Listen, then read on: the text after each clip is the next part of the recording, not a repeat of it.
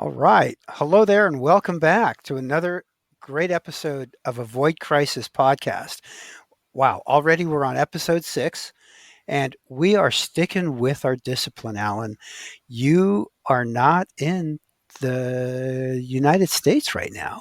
So, where are you?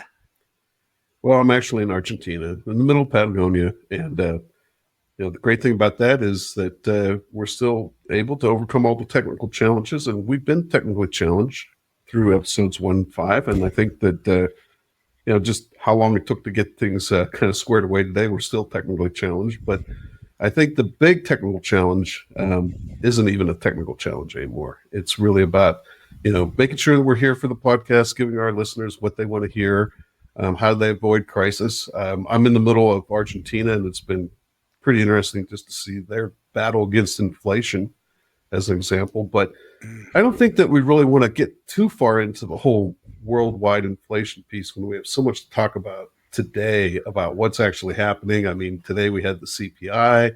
I think there was some news on First Republic came out this week. I think last week you talked about how you wanted to maybe talk a little bit about the hypothetical CFO and the startup. And, we also have a few more weeks before the Fed makes another call on interest rates. So where do you want to start today? Let's start local. Let's finish up our one of our favorite topics, First Republic. I think they're suspending that preferred dividend. Mm-hmm. I think it's also indicative of the entire financial sector Mm-hmm. right now. Um, I think there's been a fundamental shift in the revenue in the business operating model of banks and financial institutions. Um, the days where you could go after high net worth people and they park hundreds of thousands or millions of dollars at your bank I think those are over. I think people are spreading it around, and it's going to affect the model and the earnings of banks. And I think in some way the market's saying we don't know how to value these companies anymore properly. We need to see how these things operate in the coming quarters and years. So when you say about not knowing how to value the companies, are you talking about the banks specifically? Or are you talking about their No, I mean the underlying investors invest the the market, market? Okay, market cap. sure. Yeah. Yeah. I mean, certainly the banking crisis that is going on has had a couple of different impacts.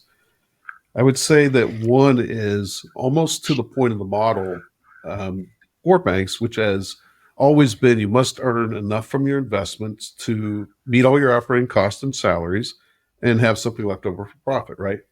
And what has happened now is that there's a bigger challenge about the investments. And there's also a challenge in that to the point of people moving their money elsewhere, that means less deposits to work with the bank. We talked about last week, we were talking about the deposits aren't just leaving the local banks and the regional banks here, they're also leaving large banks. Do you have, by the way, any idea of how many banks there are in the United States? Last I heard, it was 3,000 some It's odd, say Yeah, it's a 3,500 or little over something like that. 4,000 right now. And this Okay. goes back to the debate between Hamilton and Jefferson.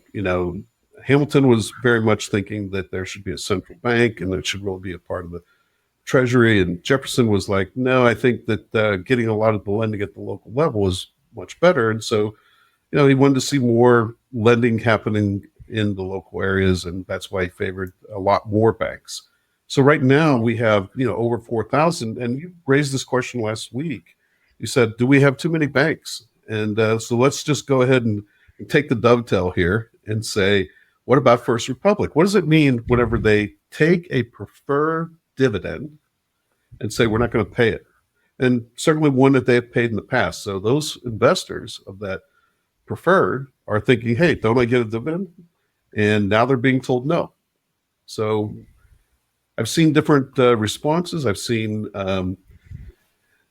for everything from, hey, maybe this means that First Republic's the next shoe to drop, to maybe their market is their market trading level is going to be somewhere between 5 and 8.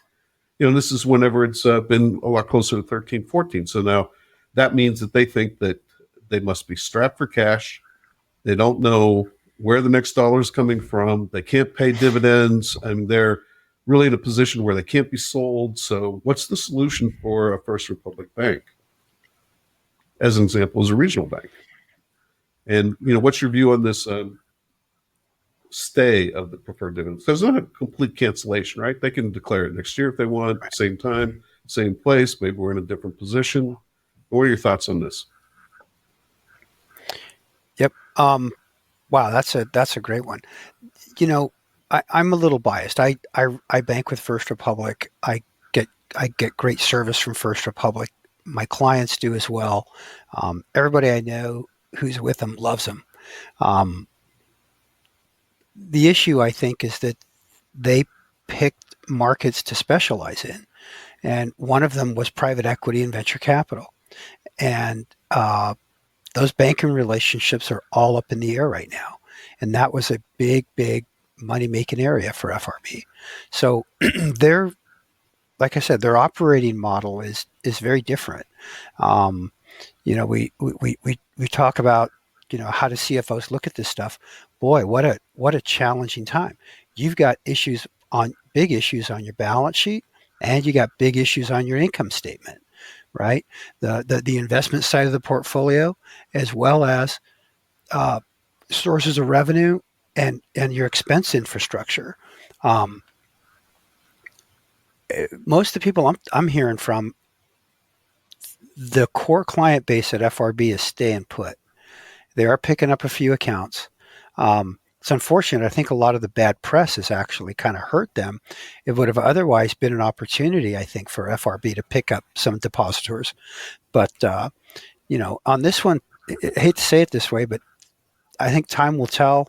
And if I had to, place a bet on one side or the other, I would be hard pressed to bet against the team at First Republic right now. Well, I think going back to the point I made last week in the podcast was that if you are thinking that First Republic is going to go out of business, then effectively you are betting against the city of San Francisco because there's such ties between everything from commercial real estate, residential real estate, um, wealthy investments. As you mentioned before, there's a lot of customers who, if they're to believe that this is a temporary situation and that the banking franchise of First Republic continue on, they don't really have an incentive to leave.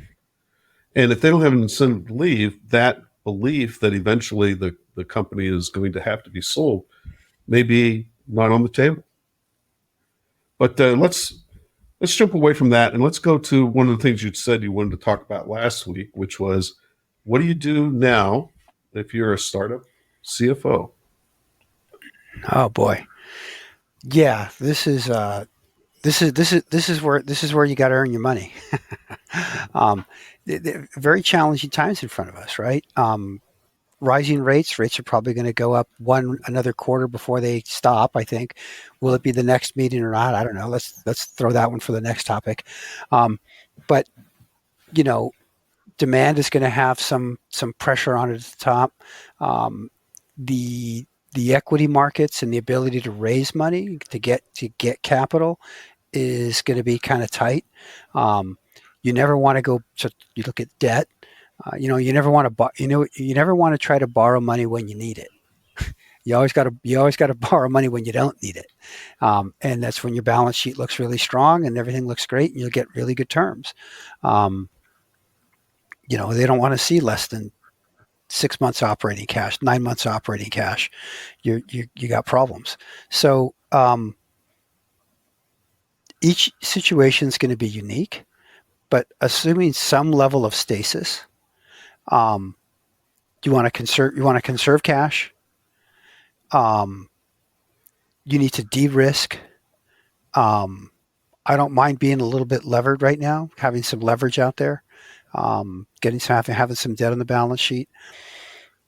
You really want to try to drive or at least stabilize revenue the best you can, and you got to be like a hawk on expenses. And at this point, I remember in the prior downturns, 2000, 2008, there were a lot of really good companies, really good ideas, good people, good products, good ideas.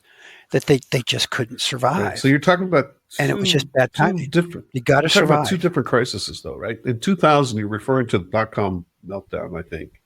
In 2008, you're right? talking about the financial crisis. But what you're saying is that both of those times were very challenging for CFOs of startups. Okay, and now Absolutely, what you're saying is this is similar. So although people right? may say that this particular crisis, because it has been labeled as a crisis, the second largest bank failure um, certainly ranks up there to say that there's a crisis happening. We also had Silvergate and we had um, FTX. I mean, we can go through all the damages that have been done to other entities. But this is a very challenging time for the venture community and startup community, and maybe even more so because one of the key players in that space, Silicon Valley Bank, isn't really available to be a lender of choice. So, and you're Right. talking about being able to access funds and really keep your powder dry, cost containments, all great ideas. But what do you do if you just can't find any place that's willing to lend you money right now? What are you going to do with your startup? You got to survive. You got to live to see the other side of this. So you do whatever it takes. You know, you cut fat, you cut flesh, you cut bone in that order.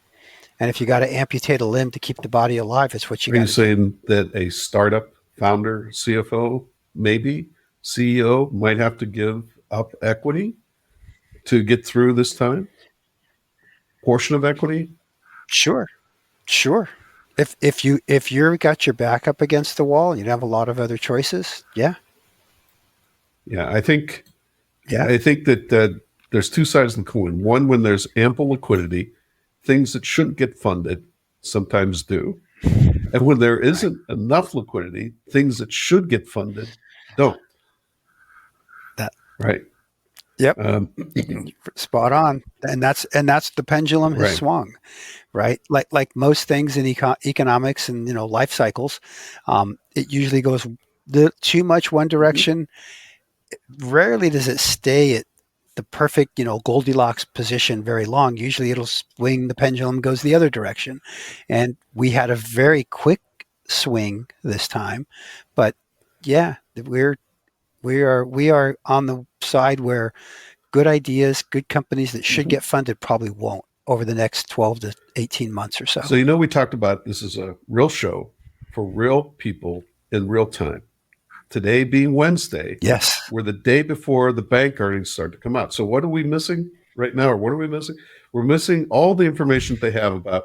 Oh, here's how much on our balance sheet we had to give up to support First Republic Bank, and here's other potential things that we got out of the deal because we don't know what's in that deal, right? We may not even know even as they release earnings. We'll see whenever the analyst starts asking questions, or we'll see whenever the disclosures come out. But it's interesting in that this isn't the disclosures where all of the deepest disclosures come out. That's the 10K, right? On the 10Q for the first quarter, we may see a little bit of a glossing over of all the details, right? I mean, we potentially are going to see a lot more when the 10K comes out, but that's going to be another 10 to 12 months before that comes out.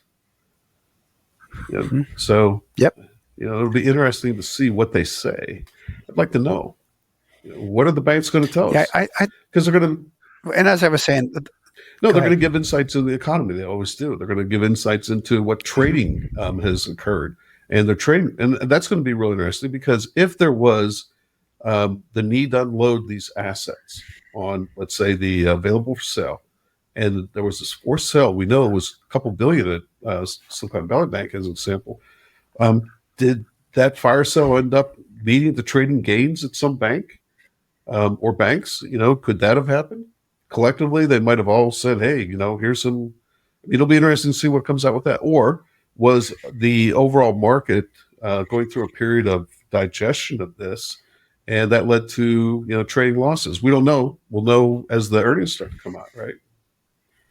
But Yep. Well, I mean, well, go ahead. there's a form of clarity that'll come up with the earnings, but we also are starting to see information that's really kind of related to where the battle on inflation is, which obviously is impacted a lot by interest rates. So today we had CPI numbers coming up. Okay, what was your response on seeing that? Lower than expectations. I think the market initially reacted well to it, um, but there's just too many headwinds and there's too many unknowns. I think that by the second half of the session today, um, the market lost its hubris for a very slight, you know, under inflation coming in under expectation. Um, but I think it's a good sign in that this may give the Fed what it needs to pause at the next cycle, which I think would be really healthy.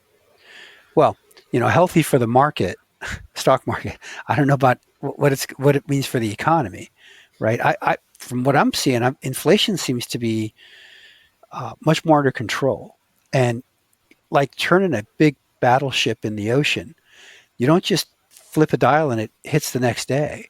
These movements of the economy are titanic. They're enormous. They're gigantic, and so there's all this lag in there. You know, it, raising the rates very aggressively in a very short period of time has its own collateral damage, as we're finding. And if they haven't learned that, look, the Fed made the mistake up front in keeping rates at zero for 15 years when they probably shouldn't have been for the last several years. Likewise, they can make the similar mistake at the other end of raising them too much in too short of a period of time. Take a pause. Let's digest some stuff and let things get stable. Well, I know in previous podcasts that you called for a pause, and you haven't changed that. And you've asked Jerome Powell to really give consideration to that. And at the same time, you've been vocal about saying that he needs to fall on the sword and he needs to resign because you feel as though he hasn't done the job. Now, I'm also going to remind you that the very first guest that you invited to be on the show was Warren Buffett, who today seems to think that Jerome Powell is doing a good job, and at the same time doesn't know if there's enough evidence to see whether or not they were too slow in raising rates. So it almost seems like you know you and Warren Buffett aren't seeing things the same way, and you want to I'd be. love to And I have don't them on think the that's show and have a chat. yeah. But I think there's another thing to be brought out about him. Remember in 2008 financial crisis, and I think at that time he owned something like 9% of Wells Fargo, and when all the bank stocks were going down, he was willing to step in and invest in the banks. And I think the thing about that was that he felt very comfortable with the banking model at the time, and he felt as though that they were, you know, effectively underpriced. That's why he bought. That was part of his successful stock investment strategy for a really long time. Wait until the market hands you a gift, buy, sell later at a much higher amount. What I thought was interesting about this, and maybe that's why you invited him as guest, and I don't know because we never talk about why we invite people, right? But you invited him as a guest, and I'm thinking maybe is it that he's avoiding a crisis by not investing in the regional banks now? I didn't hear anything to say that he was stepping in the way they did in the 2008 financial crisis. Yeah, there's a lot going on the Buffett Berkshire Hathaway side. Um, growth and returns at Berkshire have not been in the last 5 years have not been what they historically had been. Are they getting so big it's hard for them to have that same level of performance? Um, the other side of it too is clearly there's transition in the works. I think at Berkshire. I mean, Warren's getting up there in age. I mean, he's still bright. He still has a lot of experience. He still has a lot to offer. It's not binary. It's not you're all in or you're all out. But I think at the same time, there's going to be some phase out here too, right? Um, so, uh, yeah, I'd love to talk to him about a variety of things, um, up from the Fed to basic market, investment philosophy, and to how does he look at he is traditionally invested in very tangible, straightforward, understandable types of businesses and industries. Right. He has historically talked about how he didn't understand a lot of Right. tech, and so he stayed away from it. For a long Right. time. So where does he He for a long time? Right. eventually He, he he understood a sticking his phone, Apple, and made an investment there, right? right. Right. So But yeah. Right. There you go. Right. But still, right. Not we talk about some of the biotech. Let's talk about sure, AI. sure. We can talk about a lot of the new SaaS model, software as a service, etc. Um, and I'd love to just get his thoughts on that. And I Well, just and not curious. only So that, there's a lot of things I'd love to talk to him sure, and about. not only that, but he has very strong views on cryptocurrency as an example. And Yes. it'd be really interesting to talk to him about that. So again, not sure exactly why you invited him, and again, we make it very public who we invite, and it's just up to our audience members to say, hey, I know a guy who knows a guy who knows a guy who knows Warren Buffett, and let them know that, hey, go to our website and you'll see that you've been invited. It's a part of the webcast that you can get just by going to the website and seeing our prior podcasts, listening to them. I know I've done it many times because there's just a lot of insights that come through that. How do I know that? Well, I was trying to recap what we said, and I was like, wow, we've said a lot. These are getting really long. Right. The HTML Yep. code, trying to pull that all together and everything. I'm having to use AI to do that, but it's working out just fine. I hear it can be done. I'm not that tech savvy to jump on that, but Yeah, yeah, I hear that kind of stuff can yeah. be done. Um, so what do you think's going to happen at the upcoming Fed meetings? What, a couple weeks? I think they start. They go Yeah, into I think we're are in they in like three blackout right weeks now? of this coming up now. Yeah. I think they typically are doing it on Wednesdays, and I think I'd have to go back and look at the actual calendar date. But the camps have been rallying a little bit more around pause. The CPI could be looked at as saying, okay, we're starting to win some of the battle. Um, I think that the other thing is that we saw the drop in the 2-year rate, dropping below 4. Um, and I think monitoring the 10-year will tell you a lot. Uh, treasury rates and just trying to see what's happening in rates, because that kind of foretells a little bit of what the market's thinking. But I think that the entire approach of saying this is inflation and interest rates are so correlated with inflation and controlling inflation is really something that has to be challenged, because I don't know that all the financial models that everyone has been taught work the same way anymore. I think that the ability that people have to move in and out of investments, as an example, in and out of locations, has an impact. So, how was it that Austin, Texas, became such a destination point? Austin, Texas has been around for a long time, right? And it was only within COVID that they started to see this tremendous growth. And part of that was that people didn't have to go to the office, so they could work remote. And Austin found favor. So that kind of reaction would have been really hard to model and predict. And I think the same thing happens with supply chains. That supply chains that seem like they are frozen can suddenly become developed because of technology. That you could actually have a replacement supply chain being developed, and you may even, as a standard practice, develop multiple supply chains, and be ready to accelerate one on the deceleration of another. And so I think that the Yep. entire approach from businesses now is more sophisticated. And I think that if you look at all Hmm. those things together, that you have a lot more opportunities now to use technology and learning to your advantage. And that includes potentially even artificial intelligence to your advantage. And Absolutely. that has an impact whenever you put it all together. That that in one sense it might help to avoid crisis, in another sense, some of these things may actually lead to crises that we're not even seeing. We're not seeing the evidence. We didn't, for instance, see the impact of interest rates and how that was going to affect uh, bank portfolios as clearly. Um, Otherwise, there would have been a lot more discussion about it, a lot more warning about it, right? And maybe even the management Yeah, would have been aware and made some changes. But part of this is that it goes back to some of your earlier comments on Jerome Powell saying that's their job. Their job is to look at this and say, what is exposure, especially since all of the non public information about banks is in their hand, right?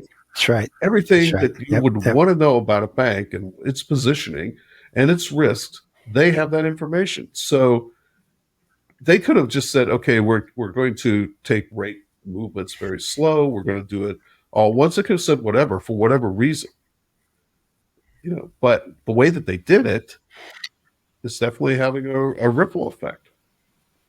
Absolutely. I want to hit on a couple of points you made there. I love them.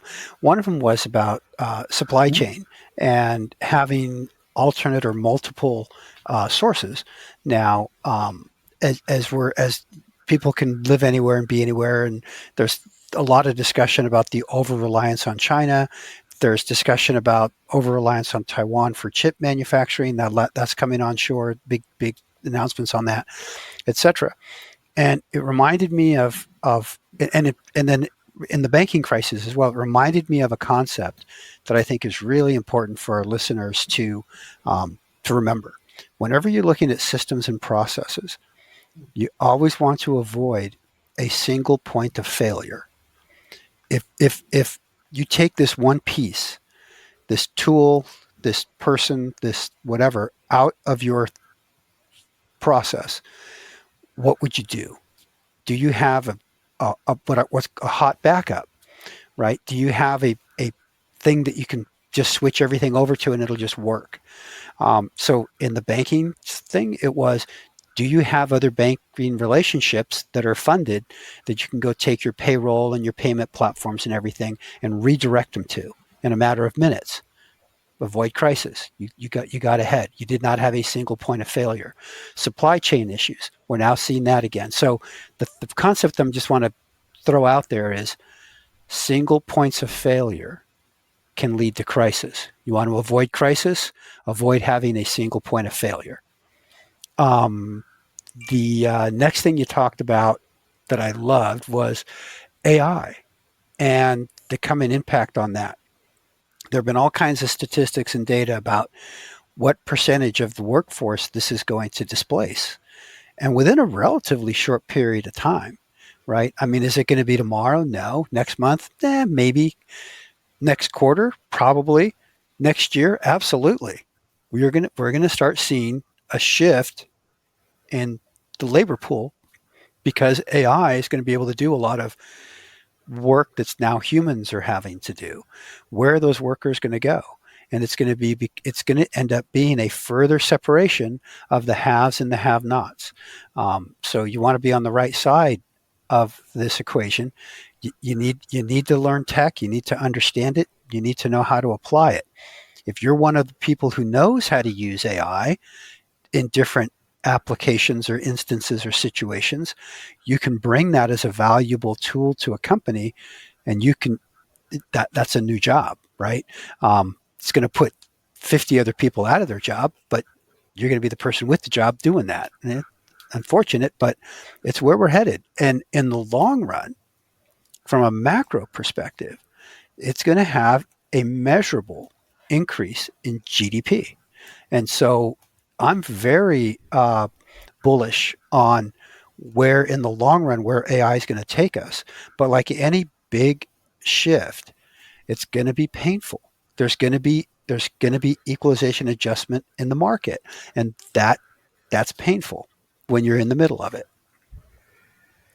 I think we'll probably talk more about AI and how to prepare for that. And I think that going back to one of the points you were making with this, the unknown about the impact, um, I guess part of thinking about it is think about your own job and say, what's the risk that what I'm doing right now could be replaced in part or in whole by the developments of AI? Maybe not AI today, Mm-hmm. but where AI is heading.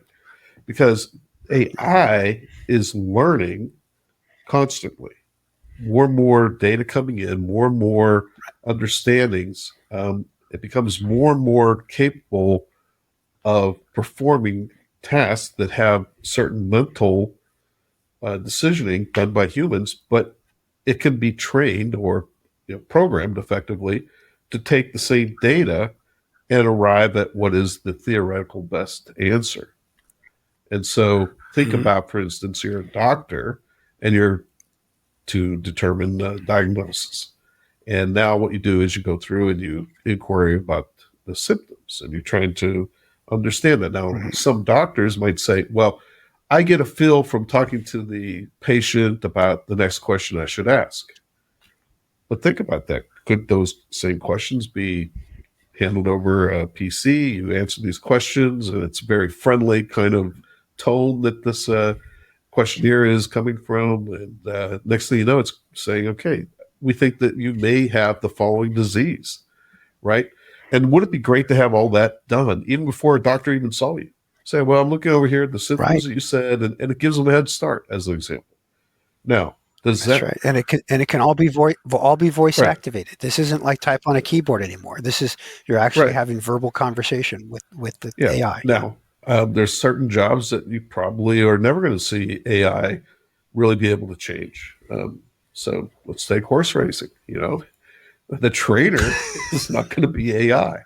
Now, AI might help in making your picks of who's going to win the race, but it might be evaluating the jockey, the trainer, the horse, it might be doing all that, but who's going to run the horse around the track? So That's right. again, going back to avoiding crisis, think about your job. How much do you think it can be replaced in part or in whole by AI? Something to think about to avoid a crisis, because avoiding the crisis says, hey, think. So you're going to think about the AI, and then you're going to decide. And that decision could be a lot of things. I'm going to stay in the career I am. I'm going to move into a new career. I'm going to maybe even be a part of the whole learning process for AI, because there are jobs out there just to help AI learn more, feeding information to it. Maybe that's a decision that you make. But then, after you think and decide, then you have to act. I think that's one of the Yep. main things that we're trying to bring across in these podcasts, to avoid crisis, about how to go to each evaluation decision that you're going to make. And you're going to start by thinking. You're going to question the information you're getting. Is it biased? Whose agenda are you listening to? And form your own opinion and get multiple reliable resources. We've talked about that in the past. And Yep. let's go back to something else that was talked about. We talked about the Hindenburg report coming out there on Block, and we talked about Cash Mm. App as being, the really big driver of a lot of the concern there. And then, unfortunately, we had the death of Bob Lee, who was the developer of Cash App. So, Yeah. and we also have learned hardly anything about that. A little bit of video, but it's just really something to think about how ironic it is to have that developer so closely associated with that app, which has had so much criticism, to then have the unfortunate situation of his, you know, demise. Obviously, it's murder. Right. Right. I yeah, and I'm not a big conspiracy theorist on this. I mean, there's causation, correlation, or coincidence, and I'm going to put this one in the coincidence column. Um, I don't, and I have nothing to base that Mm-hmm. on other than just a feeling. Um, but yeah, very sad story indeed.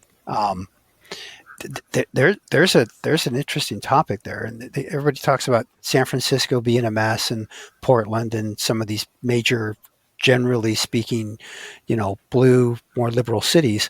But most large urban environments have crime and a homeless problem throughout the country, and this is another, I think. crisis situation that our society is going to have to deal with is crime, homelessness, poverty, and what are we going to do about it? And what what we just said is, with AI and a lot of technology, it's going to have further separation. So, what are we going to do? This is an idea, I think, a topic for a whole nother episode. We've time flies when we get going on these ideas, but and we're jotting them down and invite our listeners. If there's a topic or an idea that you would like us to dig into, and we can put it on a full kind of research, look into it, get everything ready, and then have an episode dedicated to a specific topic. We'd love to hear from listeners with ideas of topics for us to research and dig into. Well, it's interesting you're talking about our listeners because we do have different things that we'd like, and very easy to reach us. You can send an email to ray@avoidcrisis.com, and that's REY, or Alan at avoidcrisis.com. That's AOLEN. And you can tell us your thoughts on the show. You can tell us what you like. You can tell us what you don't like. Of course, we'll ignore that, right? No. We'll obviously listen to that because we want the feedback and we want to know how we can improve.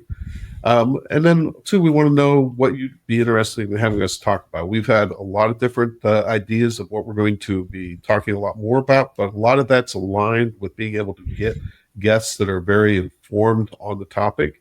And we would like to have some of those join as we get into some of the other areas that we're going to explore.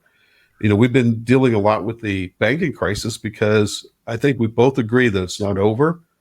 Jamie Dimon later probably has seen some evidence to say that it's not over as well. And we don't know exactly where these particular ripples are going to surface. It starts in one place, and where does it show up? And we know, for example, that with interest rates, there's a lot of debt out there that has to be refinanced. Maybe a lot of that debt is going to come to term at a lower rate, has to be refinanced at a higher rate.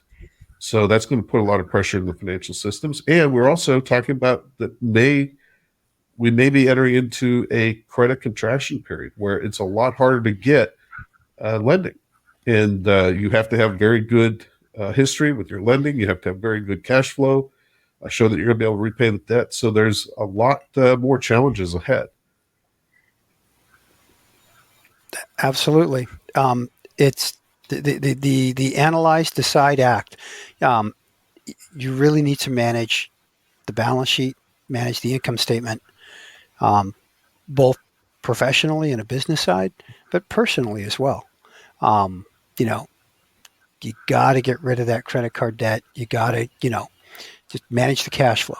Um, uh, but it's what these cycles are all about, right? And nothing's ever going to be static. And with this change is going to come both, risk and opportunity. And being prepared is what helps you avoid a crisis. Thinking about it, researching it, looking ahead, consulting with the appropriate experts in the topic, reading. That's what's going to get you in that analyze phase. Then you have to align with what your goals and priorities and values and beliefs are and decide. But analyze and decide doesn't get you anywhere. You got to do something about it. You got to act. And that's what we're trying to talk about, what we're trying to get ideas about. And God, love doing it. Looking forward to getting more feedback from our listeners. That's for Okay, so sure. we still have maybe another 5 minutes or so. And I'd really like to Okay. jump into this whole, let's just call it the elephant in the room. Um, it's recession. And it's the fear of recession. And are we going into a recession? We now have potentially the interest rate adjustments that have been too much, too soon, too fast, or too slow to get started, or just accelerating won't stop. And we don't know what to think from a data standpoint. And also, we have a slowdown in the economy after a very long period of expansion, potentially. And so that means recession. When you hear recession, you think economic contraction, you think mild recession, a long recession. Um, In terms of avoiding crisis, if you really think that we're heading towards a recession, what do you do right now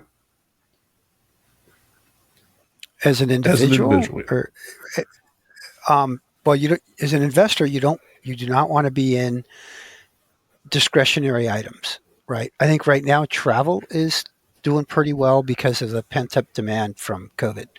But generally speaking, um, people start when recessions come and people have to cut back and tighten up on their spending and that they're not cutting groceries first, right? They might not go to the movies as much. They might not take that vacation trip that they want to take, 3 trips this year. They're only going to take two. Maybe they only take one. Maybe they put off buying that new car a little bit longer. Um, so a lot of that kind of spending is going to get pulled back. On the other side, there's going to be winners.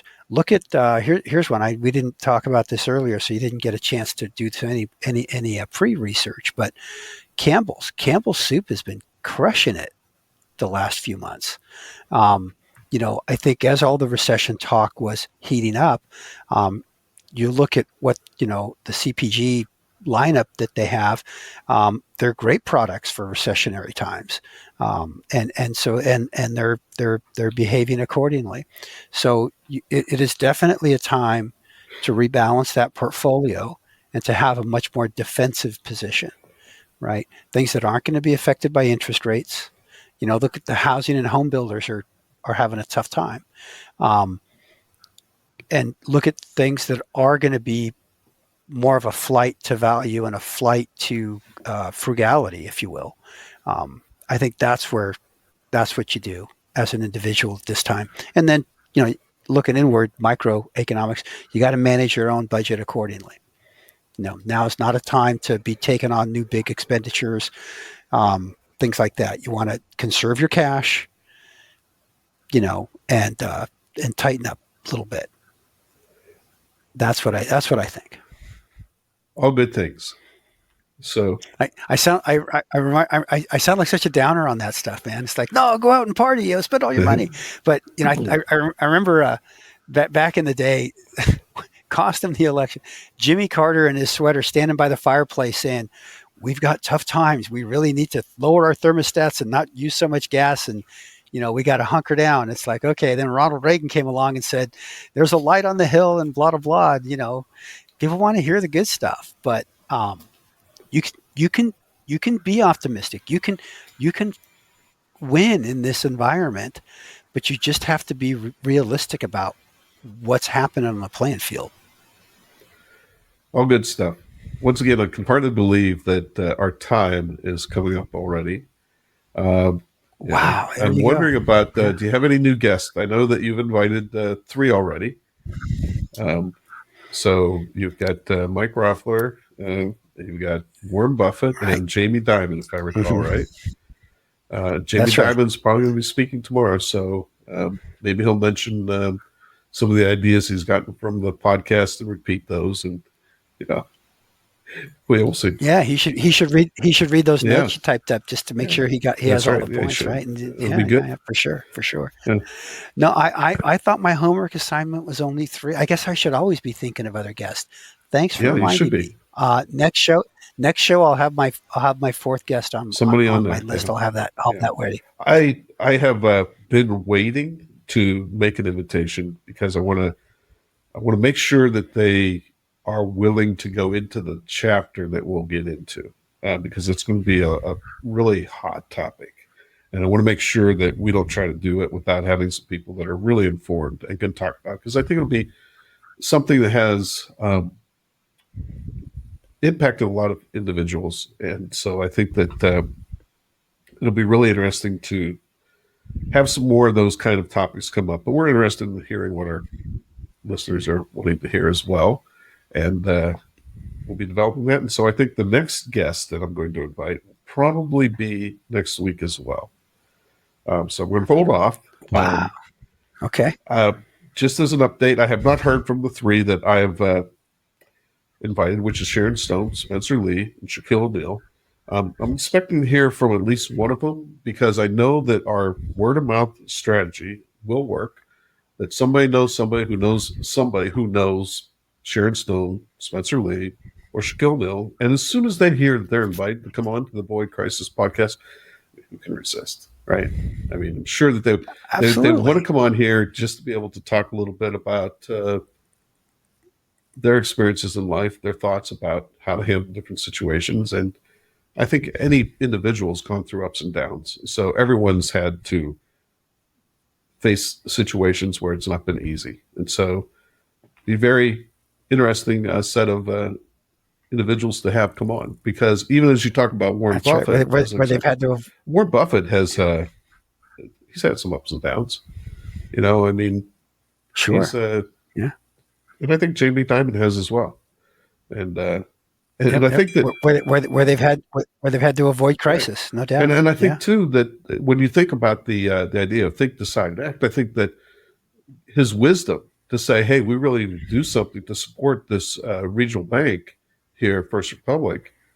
Um, and this is the First Republic in San Francisco because, before we mentioned about there's 4,000 banks, there's other banks that have First Republic in their name, and they all kind of suffered as they were getting confused about, this is the one that's out in San Francisco. It's not us here in Ohio, Right. that kind of thing. But Right. it'd be very interesting to hear from Jamie Dimon as well, and just what went into this, and as well as Mike Roffler. I think it'd be really great. But again, these people, we're not expecting that we're going to call them up directly, because that would not be in the spirit of what we said, our word of mouth advertising and marketing.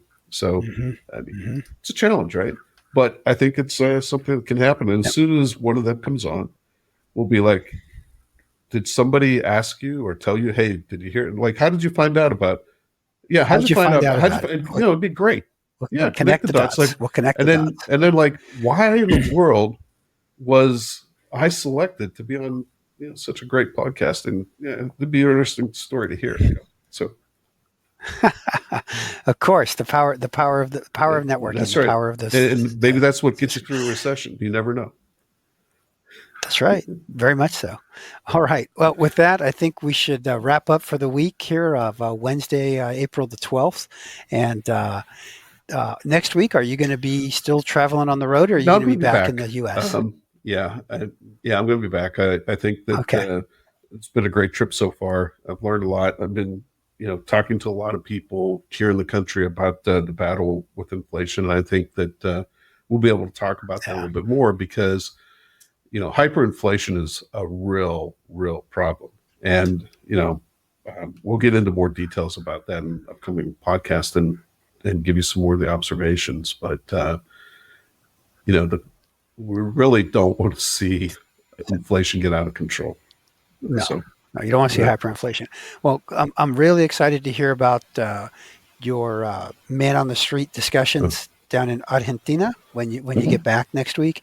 And I think until then, we're going to call this our sign off for the Avoid Crisis podcast for this episode 6. All right. Good to see you again, Ray. All right. All right. Bye, everybody. Good All to right. see you, Take Alan. care. All right. Bye. Take care. Bye bye.